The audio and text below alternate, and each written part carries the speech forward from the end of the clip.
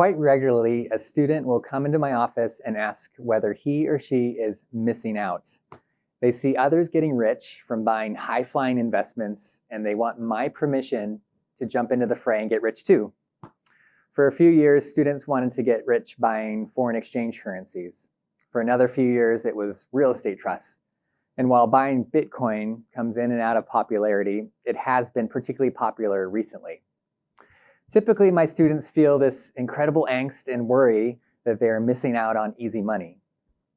My first question to these students is always the same. How content are you with God's provision for you? Before we expose God's money to a risky endeavor, we must ensure that we have a heart of contentment. Otherwise, we're standing on very dangerous ground. In fact, acting out of an insatiable desire for more is a well-trodden path that leads towards our destruction. The Bible is clear about it. 1 Timothy 6:9 says, "Those who want to get rich fall into a temptation and a trap, and into many foolish and harmful desires that plunge people into ruin and destruction. For the love of money is the root of all kinds of evil." Some people eager for money have wandered from the faith and pierced themselves with many griefs. Having contentment is a type of barricade that we set up to protect our money life from the inward temptations that we will experience to always want more and to chase after easy money shortcuts. For my students, after we discuss the importance of being content, I give them 3 requirements before they should even think about risking their money. First, they must have no debt. Second, they must have an emergency fund of at least 3 months of living in place to protect them from future debt. Third, they must be on pace to replace all of their lifestyle expenses with cash and not need debt to buy their next car, computer, furniture, or appliances. If a student can check off all 3 of these requirements, then I'll lastly give them 2 general principles to follow that I've learned from my years in the investing world.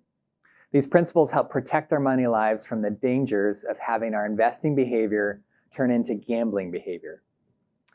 The first principle is that we must always think over a long period of time, in terms of years and decades, not days or weeks. Over a short period of time, what happens is mostly due to luck, whereas over a long period of time, what happens is more often due to good strategic planning.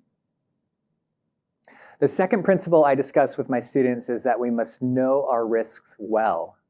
Without risk, there's no potential for a return, so risk is good.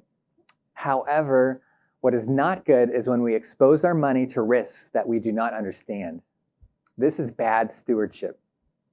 Over the last decade, I have not invested in Bitcoin simply because I do not understand the risks that are involved. I know it goes up and down, but I don't really understand why. And it's okay to admit that. I had a good friend in college who was excited about his business idea. He loved shoes and surfer apparel and wanted to start a boutique surfer skater clothing shop in downtown San Diego. He put together a business plan, pitched his idea to different people, hoping others would invest in his business. I had some money and considered investing in his company. As I thought about investing in my friend's business, I thought about the risks of selling clothing and shoes. What if there's a recession next year? What if fashion changes away from skater surfer towards hippie yuppie? What if my friend has inventory trouble? These were all risks that I understood. While I didn't end up investing with my friend, if I had, I wouldn't have demanded that I get a great return of my investment by the end of the day Friday. No, I would have considered myself a business partner for a long period of time.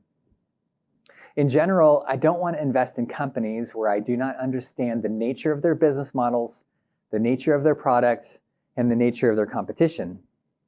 As a stock analyst, I still remember being so confused while researching the router company Cisco Systems for the first time. This company's stock had just tripled, and there was a buzz that this is the company that everyone should own. I read their business description over and over again, and I just couldn't understand what they were selling.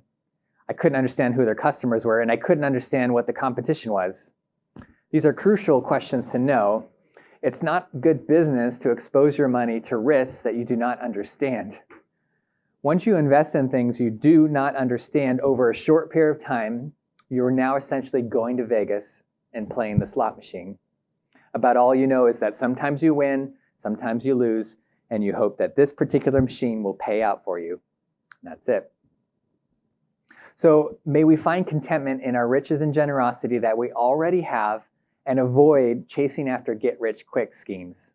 And if we do feel called to participate in a risky venture, may we seek to participate over a long period of time and fully understand the risks that we are taking. And in doing so, act as good stewards of Jesus' money.